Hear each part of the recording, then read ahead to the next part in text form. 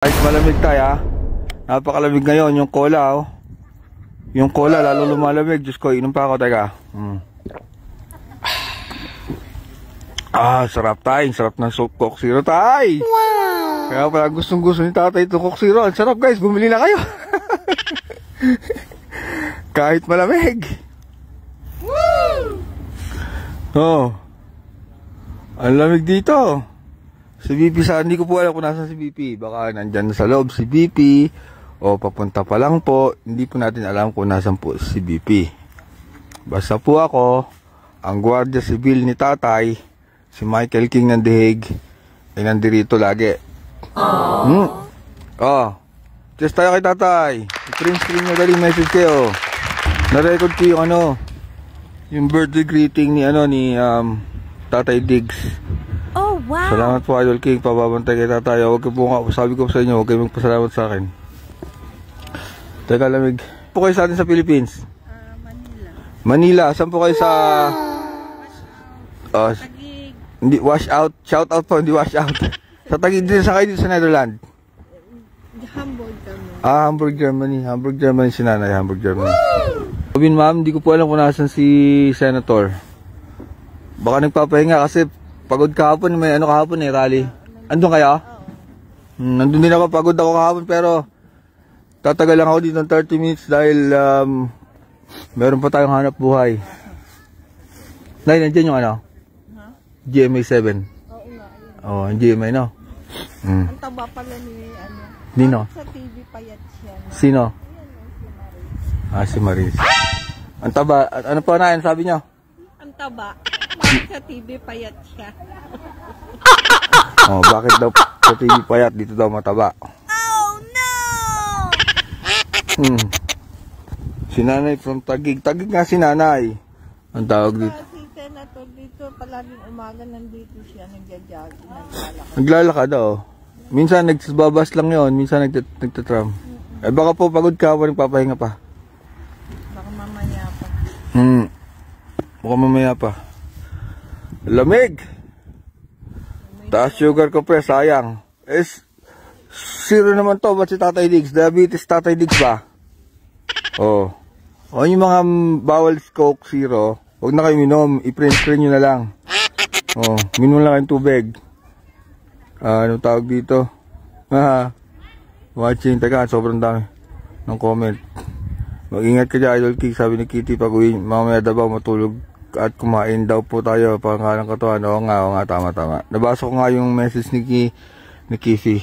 Sana makilala ko dito si Kiffy, no, pagdating niya. Darat, pupunta sila rito May kilala natin yung dito. Mga kababayan natin, stress tayo ngayon. Huwag nyo kakalimutan kumain, matulog. Ayan po ang mensahe ng anak ni Tatay Diggs para hindi po tayo magkasakit. Kumain tayo at matulog.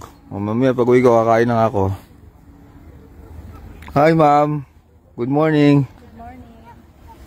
Taga Netherlands kaya? Cyprus. Cyprus pa? Woo! So galing pa kayo Cyprus ngayon? Yes. Nakabook kayo ng hotel dito sa Dihig? Yeah. Pwede ba kayong interviewin? Okay lang ma'am, maraming nanonood Okay lang. Taga Cyprus si ma'am. Lumipad pa galing Cyprus. Ma'am, pwede kayong bumate. Marami pong nanonood sa atin ngayon. Hello sa lahat. Saan po kayo? Pray for tatay, all of us. Saan po kayo sa atin sa Pilipinas? Tangub City. Tangub City. Kita mo si ma'am, taga Cyprus pa guys.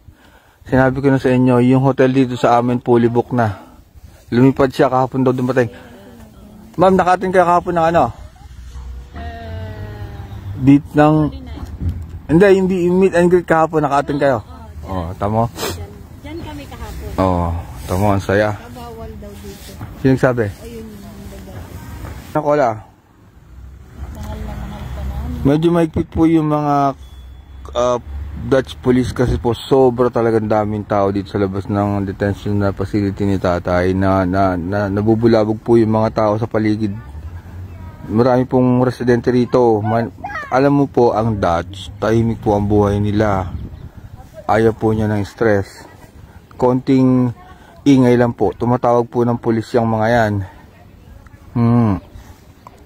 ganun po ang tagal ko na po dito nakatira, ganun po ang ano nila, ang kultura. Peacefully po kaming naninirahan dito. Napaka-peaceful ng bansang ito. Actually, itong The Hague, ang tawag po sa The Hague ay peace, ang tawag nga po sa palace namin ito, Peace Palace. Kasi po ito ang City of Peace. The Hague is a city of peace. Ayun po ang tawag sa lugar namin. Napakatahimik po dito sa Netherlands. Kaso nga lang po, gawa ng dinala dito sa Tatay Diggs, ayan, medyo naririndi na sila.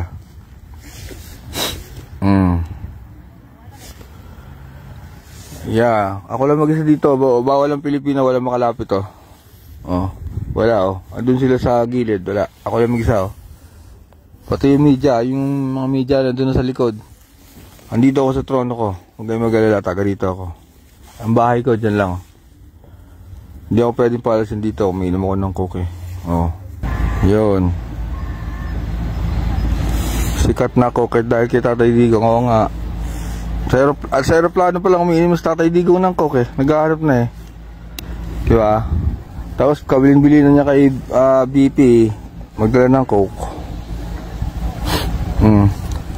Ito pong kinauupuan ko ay public. Kahit po sino pwede dito. Kung di ka takot. Alam niyo naman ang mga Pilipino pag nasa ibang bansa takot. Kaso po ako dyan lang ang bahay ko. Kahit po wala pa dyan si Tatay Diggs, dumadaan na ako rito. Nandito po yung mga nandito po yung mga mainstream media sa atin nasa likod. Bawal na po sila rito, wala makapasok. Kahapon, ganda ng panahon. Taga dito po ako, mag-13 taon na. Kaya huwag po kayo mag-alala. Pipilitin ko po na maibigay mag-live kahit 30 minutes lang po. Bago pumasok sa trabaho o galing sa trabaho, dadaan po ako rito.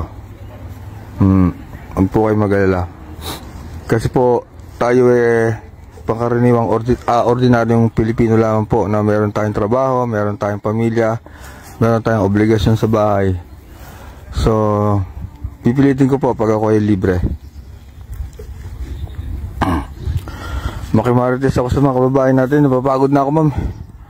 Kahapon kasi maghapon akong nag-live doon sa event. Tinatamad po akong mag-isa-isayin yung mga Pinoy doon. Upo lang po ako dito muna sa trono ko, ha. At inom lang ako ng tatay kay ng coke para mag-chess lang tayo kay tatay. Ayoko po muna ng doon mo po. Pahinga po muna tayo, pahinga. Saka na po tayo magmarites sa mga Pinoy. Sa aviation po ako tatrabaho dito sa Netherlands, sa aeroplano po. Kami po ay naatasang mag-fuel, sa toilet and water, sa balance po ng aeroplano pag bago mag-take off, sa pagdating po ng aeroplano, sa docking, sa paglagay ng kuryente, pagkabit ng tube, lahat po ng ginagawa sa airport, ginagawa po namin yon. Doon po ako nagtatrabaho. Kaya yung nagsasabing vlogger, hindi po ako vlogger, wala akong oras mag-vlog. Hindi po ako vlogger, ginawa ko lang to para kay tatay. Kaya pag nakauwi na si tatay, tatahimik na ako. Kaso dumami followers ko, paano yun?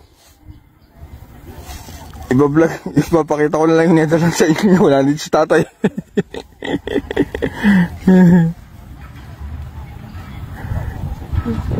Cheers, cheers.